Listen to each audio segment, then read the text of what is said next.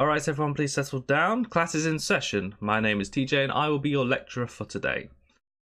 Today's topic is going to cover the Paladins Spectate Mode. It is a feature within the clients that I feel is both underused and underutilized by the general player base. Chances are, you probably didn't even know it was there, but it is a feature that is available to every player who loads up the game. Ever since the PS4 system has had access to the system chat added in a recent patch a couple of weeks ago, and well, a year and a half too late for when I was playing on the PS4 competitive scene, but I felt that it was now the right time for me to dive into a mode that I myself am very familiar with as a Paladins community caster, and I want to show you the many awesome things that this mode can bring to the metaphysical table. Before I go any further, I'd like to introduce myself a little bit more. My name is Thomas. I'm 22 years old from the United Kingdom. I've been a Paladins community caster for the past year and a half, where I've covered such tournaments as the ESL Magistrate Cup. I have had a brief stint with Esports War, covering the Realm Raiders, and more recently the Magistrates Legacy League, both Season 1 and Season 2. I've also played on the PS4 platform competitively for the original console war qualifiers for DreamHack Valencia, and also into the PCS as well. So today's lesson is going to be split into 6 main parts. So first of all, I'm going to say a little bit more about what the Spectate mode actually is. We're then going to discuss the pros and the cons of using it, how to prevent scrim leaks if you are on a competitive level and you want to analyze your scrims, how to prevent your crucial information being leaked out to opponents. Finally, we're going to cover how to actually get into the mode itself. We will then have a full breakdown, which will be most of the video, and finally just a few conclusions and final thoughts from myself. You're probably wondering why at the top of this video I've not told you instantly how to get into the Paladin Spectate mode. And I've done this for a very simple reason. I feel that knowing a little bit more about the mode itself will mean that you will get a lot more out of it when you come to use it yourself. So what on earth actually is the Paladin Spectate mode? Well, it's a feature within all Paladins clients that will allow you to watch a game of Paladins from a live game or from a replay ID. It's all done through the system chat. It's that little box in the bottom left hand corner that you probably only know for annoying you with messages about people coming online and offline, or when you get a notification of saying, oh, someone you've reported has had action taken against you, which is a fantastic feeling, mind you. So the system chat allows you to type in system commands.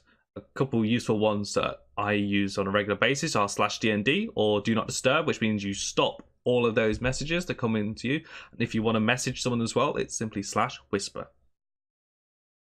So the thing to note about the Spectate mode is that you are able to see both teams who have access to all of the in-game information whilst not being able to directly influence the game outcome. If you're playing a game that's being spectated, you'll never see a little camera flying around or anything like that. You get no notification, nothing about your game being spectated. And this makes it ideal for people looking to analyze gameplay and also broadcast it. Now that we know what the Paladin Spectate mode actually is, let's go over some of the main benefits to using this in your everyday Paladins experience.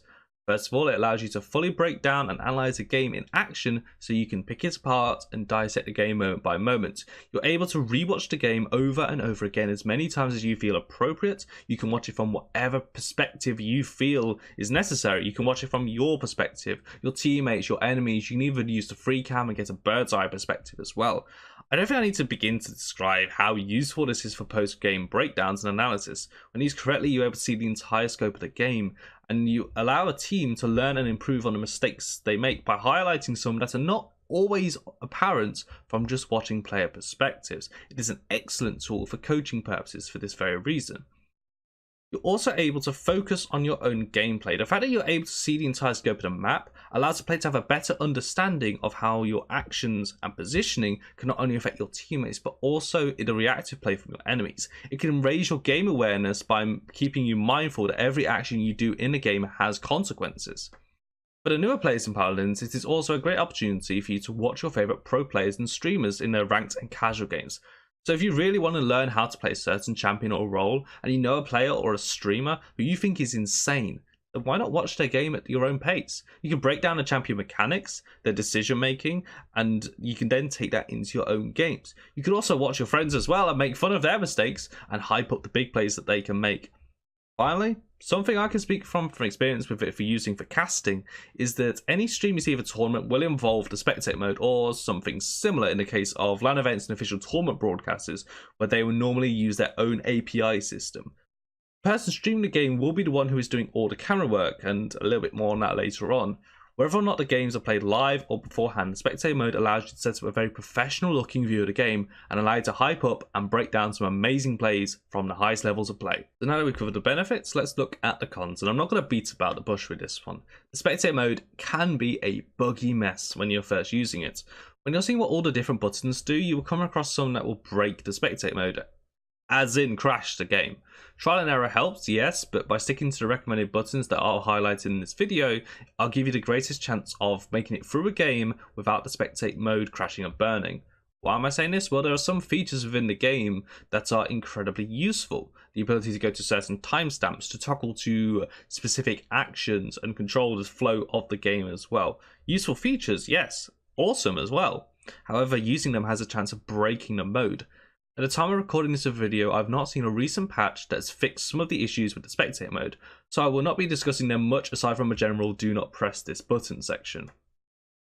Next point is one that I find the most irritating, but I also understand. As soon as a new patch drops, not when the game is down for maintenance or anything like that, I'm talking major patches, on a scale of Street Style to Ironforge patches, where there's a heap of new content added. The database that all replay IDs are stored on, as far as I understand it, is white, and that means that when the client is updated to a new patch, you can only spectate games on the current patch. For example, I cannot go back to watch a replay ID from the Battle Blight patch whilst we're on the Street Style patch. I'm unsure whether this applies to hotfixes, but as a safe bet, assume that after every new patch, the IDs from the old patch are now lost. Be careful with scrimming later on in the patch history if you intend to break down the games, because you might find yourself losing the IDs if you give it a little bit too long. Knowledge can be a very powerful thing. It can be used for also nefarious means, namely scrim leaking. Anyone can access the spectate mode. Anyone. If you don't take the necessary precautions, then someone who knows when you're playing a scrim can spectate your game. If your scrims get leaked, you're probably going to lose some scrim partners. Why would they want to scrim someone when all of their information from a closed, controlled environment is just freely available on the internet? So, if that isn't an excellent segue into my next slide, then you know what? I don't know what it is. So let's start off with the easiest way of stopping intel getting leaked from your scrims. If you're not a competitive player or have no intention of entering a competitive sphere, then by all means please skip this section, although I do feel the information is still important. So, in the custom game settings, when you first create the game, the image to my left shows you what everyone sees. Highlighted in the red box, you will find the spectator enabled and disabled box, as well as a spectate password. Simplest way of stopping it is disable spectators.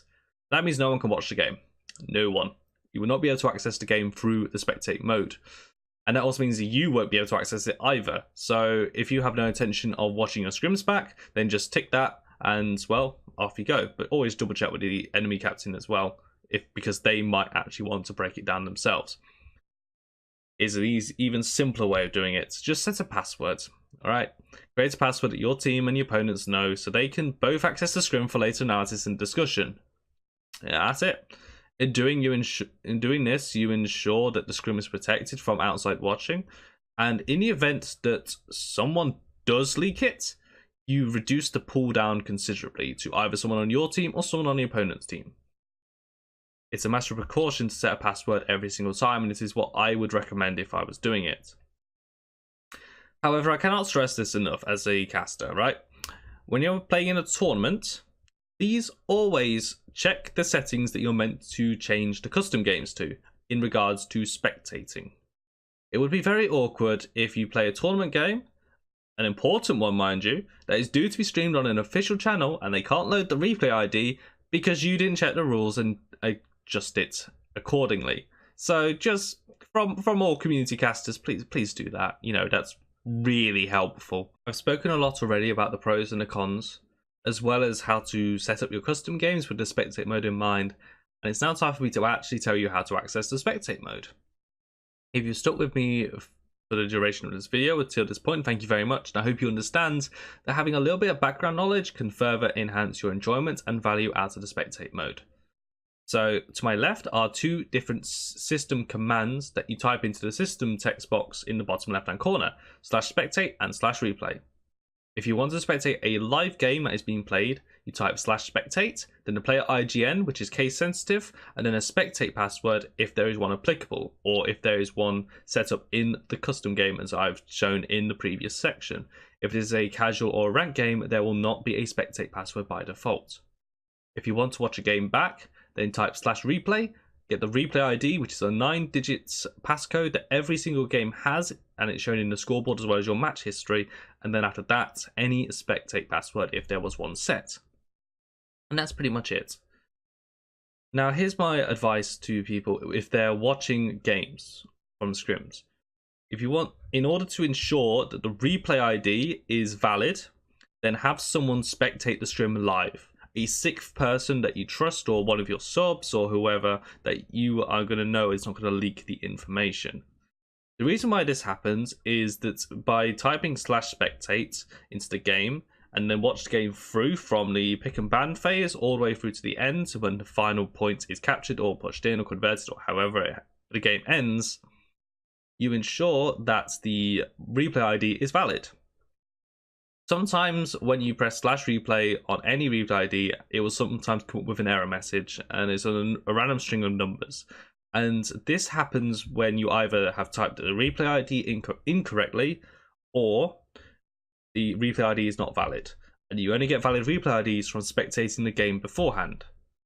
So this is very hit and miss, right? Sometimes it works, sometimes it doesn't. You'll find some games on your match history where you'll type /replay, your game ID, and then press enter, it will load in, no issues. Sometimes you get the error message even though the replay ID is correct. And that is because the game should be spectated beforehand. It's very hit and miss, so I recommend always having someone spectate your scrims as that sixth person that you can trust to ensure that when the scrim is over, you are able to access the replay ID with no hassle involved.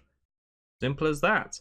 And now we've come to the main meat of the video, which is going to be me loading up the game and actually going into the spectate mode and showing you how to use it. So we're going to go first of all into my match history. Find a game. I'm going to pick this one because number one, it was a ranked victory that we won. And number two, I only died 3 times, so I'm going to feel a little bit better about myself watching this game back. So we're going to take this number here, which is the replay ID. Go into our system chat, /replay, then we type it in 827996787. If there was any password, this is where you would put it, but there isn't because it is a ranked game and they do not have one by default. Press enter and it's going to load us into the game, and as you can see, only 8 people are on the loading in screen, and to give you an idea of how buggy this mode can be. So first things first, I'm going to remove the mouse. And then I'm going to pause at about 5 seconds in. So this is called syncing up. So when you're watching a game with multiple people, pick a timestamp and then have everyone pause the game by pressing pause break, which is on the right of my keyboard, just above the page up, page down buttons and towards the number pad. So I have print screen, scroll lock and pause break. This is with a standard QWERTY keyboard. Unfortunately, I do not know how to do such things on different layouts and different formats, but the pause break is one way of doing it. If you don't have a pause break button, then you can actually do it this way. So press enter and you bring up an invisible text box here. You can't see it, but if you actually type /pause and press enter, the game is unpaused. And same again. /pause, enter, game pauses. So it's basically what the pause break button does. Obviously, this is a little bit easier for me with a full keyboard, but if you have a laptop or a different layout of keyboard, then just typing /pause will do the same job. Awesome. So that's how to sync up. Now, you've probably noticed I've added a few things here for the purposes of the UI. So underneath the champion portraits, you've got 2 teams. I've made them up. They are Blue Esports and Red Gaming. And you can see here, Blue Esports is 3 games up against Red Gaming, who are 2 games up. This is quite an insane best of 7, as it turns out. But you're able to set this by going into the options mode and going to spectator. Here, you can set your team names and you can set the sets the set score as well. That was a weird slip of the tongue there. So I've already done this beforehand, but you can change the set scores however you wish. If you want to nail up, press apply, go back to your options, and this will adjust the set scores accordingly. So this is awesome for if you want to keep track of if you play a bunch of scrims against a certain team and see what the match history is like, or if you're in a tournament for a best of 3, best of 5, or best of 7 games. This is how you do it, and it's pretty sweet. So now we've set everything up, here we go for the controls. So I'm going to start with the free cam, and using W, A, S, and D, we have access to the free cam, and we can go out into the map even though it is paused, using Q and E to adjust height as well. Go around, and also using in conjunction with our mouse, you can get a full view of Brightmarsh in all of its glory. And I like just flying around the free cam sometimes because you get to see little things in the map that you don't always get to see due to obviously focusing more on the game at hand. But I was like this, you've got like a bookshelf here, which sadly doesn't have any books in right now, and then we have the wheelbarrows, which I only noticed just doing the recording for this video, and you get little Easter eggs as well. There's also this little flank route down here, which is unique to Brightmarsh. If you want to see where the play of the game camera is, this is where your champion sits, and it's also a really interesting way of getting up to their high ground if you have vertical mobility. So that's the free cam. Also press shift as well if you want to go a little bit faster. The free cam is limited by the map boundaries, so you cannot go through walls. If you're inside a building, you cannot go higher than ceiling. Of course, if you're outside the building, your limits are going to be the map borders. So up here at the top, which we've just hit there, and also to the sides as well. So that's the free cam mode. And using this, you can get multiple different perspectives of the game to break down however you wish. You could look over here and see where people are positioned on defense and offense. Go over here for where people are positioning around the point fights, etc., etc. The other way of controlling the camera is from player perspectives. And to do this, I'm actually going to unpause the game and I'll let it play in the background. So I'm going to press pause break. And there you go, the capture point spawning countdown has already reset to where it should be. So the champion portraits from Inara on blue side to Talus on the red side are actually corresponding to the keys on the number pad. So 0, 1, 2, 3, 4, 5, 6, 7, 8, 9. And you can see also the champion portrait as well just bulges a little bit. So starting at 0 to 9, that is how you get the full view of all the champions in the game. When you're watching an official broadcast, you sometimes see little tables of information pop up on the side. And this is also allowed, you can also do this by pressing the function keys. So hit up here on the top, you press F8, it switches to perspective and you can see KDs for all of the players involved. Pressing F6 gives you credits and items, and this is a nice clearer way of keeping track of the game itemization without the need of actually going into the scoreboard and hovering over stats and pressing loadouts. If you ever want to know the stats at any point in the game, you can use the number keys across here, which will adjust as the game goes on. You press 1 to show you the net worth of all the players involved, which is live updated. Press 2 for damage dealt. Press 3 for damage shielded. Press 4 for healing. Press 5 for objective time. 6, 7, 8, and 9 don't do anything. And then press 0 to get rid of the table on the left. If you're following a player perspective themselves and you want to see what their cards are, then you can press F3 in the player perspective and it will bring up their current deck. And you can discuss this and see if it was appropriate for the game. If you want to see their items and credits, you can press 2. And for some reason, Inara here hasn't decided to buy any items, but here's me playing Genos with my Kronos one and also my credit count as well. Press F1 to go back to the abilities for the game. And that is actually it for controls in the spectate mode. So now I'm going to reach the do not press section. Okay, so some of the features I've explained previously in the video, speeding up time, controlling the flow of the game, going to certain specific points in the game, going to timestamps, automatically tracking onto different action within the game, sort of like a director's cam. If you've ever used the spectate mode for different games, they normally have a similar feature. To activate all of these, there are key bindings for it, but unfortunately they have a habit of breaking the game. And if you follow the recommended set keys that I've told you to, you give the best chance of going through an entire game without too much hassle. And it's really super simple. Give you an idea of keys that you don't want to press. Page up and page down, just to the left of the keyboard, control the flow of time. So if I press page up twice, look at that, we're going pretty much double speed, and it's really difficult to keep track of anything. Likewise, press page down to return the speed to normal the amount of times you press page up. Likewise, with page down, you can go to super slow-mo, which is awesome for capturing excellent plays. If you know at a timestamp, press page up to reset it, however it is. I advise not touching these buttons whatsoever unless you know exactly how many times you have pressed them, because it can be really disorientating when you've got the game slightly slow and you're watching it with someone else and they're trying to explain to something. It's like, hang on, I've actually like 30 seconds behind you. So there's also the home and the end buttons as well. They are some additional features I would recommend not pressing. What happens if the UI and the camera bugs out? Well, there is a first fix that you always do. Simply tap the escape button twice. Sometimes they'll reset where the mouse is, and that can sometimes be linked to the player perspectives and such and such. So that is a really quick fix. Just double tap escape and you reset the mouse.